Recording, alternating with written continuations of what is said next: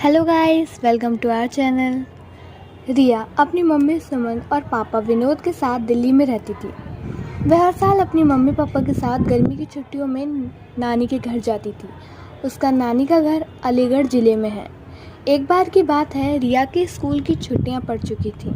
रिया और सुमन नानी के घर जाने के लिए तैयार थीं। विनोद को ऑफिस में काफ़ी काम होने की वजह से शाम को छुट्टी मिल पाई। दिन ढल चुका था। सुमन ने कहा, अब रहने दो, अब जाने का समय नहीं है। सुबह होते ही हम अलीगढ़ के लिए निकल जाएंगे। इस पर विनोद ने कहा, हमारे पास खुद की कार है, दिन ढल गया है तो क्या हुआ, हमें कौन सा वाहन बदलना है। रिया भी जिद करने लगी, मम्मी अभी चलो ना, मुझे भी नानी के घर जाना है। रिया और विनोद के बहुत जिद करने पर सुमन जाने के लिए तैयार तो हो गई थी, लेकिन अंदर ही अंदर न जाने क्यों उसका मन घबरा रहा था। अब रात हो चुकी थी और इन लोगों की गाड़ी सड़क पर चली जा रही थी। रात की वजह से सड़क पर वाहनों का आना जाना कम हो गया था। विनोद कार चला रहा था। सुमन और रिया पीछे की सीट पर बैठे थे।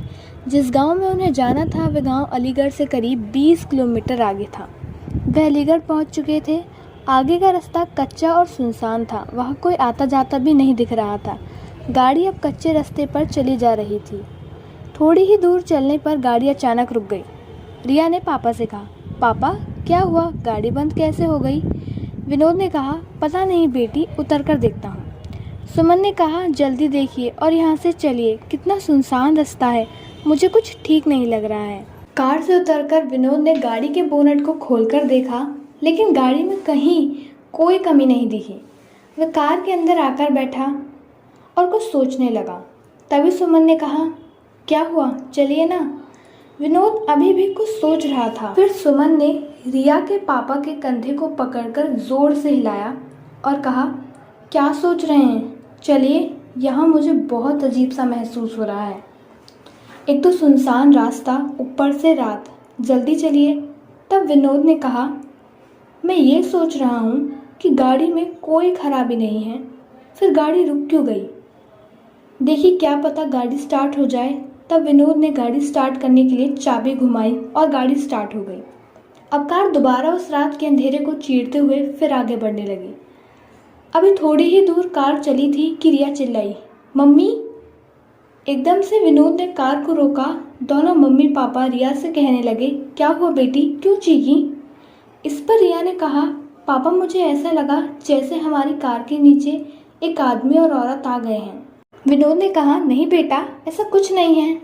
अगर वे औरत आदमी हमारी कार के नीचे आ जाते तो हमें भी तो पता चलता, और वैसे भी रात बहुत हो गई है। मुझे नहीं लगता ऐसे इस रास्ते पर हमारे अलावा कोई और होगा।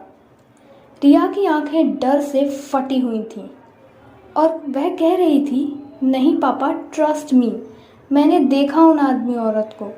सुमन ने कहा, गाड़ी थोड़ी तेज़ चलाइए। गाड़ी की रफ्तार विनोद ने तेज कर दी।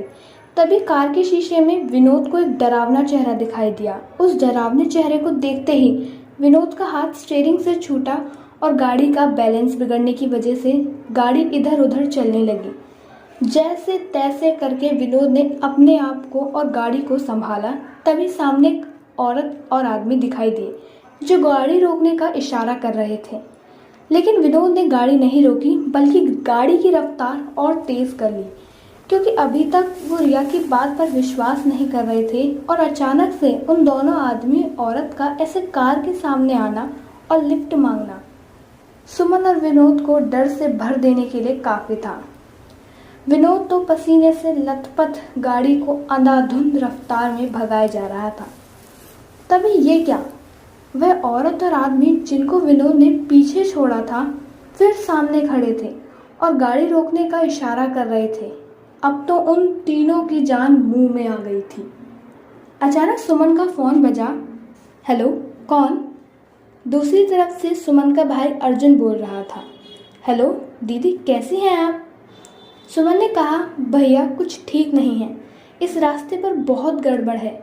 और सुमन ने उन दोनों आदमी औरत के बारे में भी अर्जुन को बताया। तब अर्जुन ने कहा, दीदी आप चिंता मत करो, मैं अभी आता हूँ। और 10-15 मिनट बाद ही अर्जुन वहाँ रास्ते पर खड़ा था। विनोद ने गाड़ी रोकी और कहा, अच्छा हुआ अर्जुन तुम आ गए। पता नहीं क्या हो रहा था हमारे साथ, कुछ समझ ही नहीं आ रहा था। अर्जुन ने कहा, कोई बात नहीं जीजा जी, मैं आ गया हूँ ना, अब आपको कोई प्रॉब्लम नहीं होगी। अर्जुन भी अब कार में बैठा और कार घर की तरफ चल दी। अब तो मानो जैसे सुमन, विनोद और रिया का डर अर्जुन के आ जाने से हवा हो गया था। अब सब लोग घर पहुंच चुके थे। अर्जुन ने कहा, लाइए जीजा जी, कार की चाबी मुझे दीजिए, मैं पार्क करके आता हूँ, आप अंदर जाइए। विनोद ने कहा, ठीक है, और चाबी अर्जुन को दे दी। जैसे ही रिया और उसके मम्मी पापा ने घर में एंटर किया, तीनों चौंक पड़े। घर में सब लोग रो रहे थे और सामने किसी की लाश पड़ी थी। ये देख सुमन और विनोद दंग थे कि क्या हुआ है घर में, और हमें अर्जुन ने तो कुछ बताया ही नहीं। सुमन की माँ ने रोते हुए सुमन से कहा, बेटा, तेरा भाई अर्जुन अब इस दुनिया में नहीं रहा। इतना सुनते ही सुमन, विनोद और रिया के पैरों तले जमीन खिसक गई। सुमन को विश्वास ही नहीं हो रहा था, क्योंकि जो भाई घर के बाहर तक उसके साथ था, घर में उसकी लाश पड़ी हुई थी। ये देखने के लिए कि कहीं ये मेरा वहम तो नहीं, सुमन ने अर्जुन के चेहरे से कफन हटाया। हाँ, ये सच था, सामने जो लाश पड़ी थी वो अर्जुन की ही थी। सुमन के पिता ने बताया कि रात 9 बजे अर्जुन अपनी बाइक से घर आ रहा था। तभी उसकी बाइक को एक ट्रक ने जोरदार टक्कर मारी, जिससे उसके सर में चोट आई और मौके पर ही उसकी मौत हो गई। अगर अर्जुन मर चुका था तो जो बाहर था वो कौन था?